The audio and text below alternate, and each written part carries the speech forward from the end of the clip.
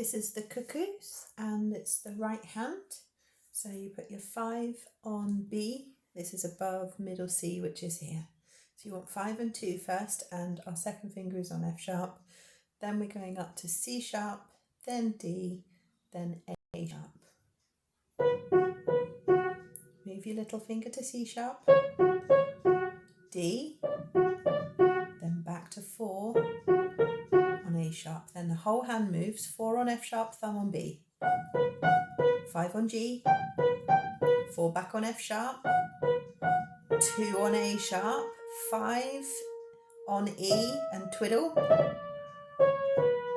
You can do that last bit with a 4 on E and then twiddle with the 3 and the 4. Watch that. Then bar 9, we've got an F sharp and a B again. Then F sharp and C sharp. Back to F sharp and B. F sharp and A sharp. Move your whole hand, 5 on B, 2 on F sharp. G at the bottom, back to F sharp and B. This last chord is B, F sharp, D. And that last bit, E, A sharp, and straight to that chord. Okay, I'm going to play it from the beginning without talking.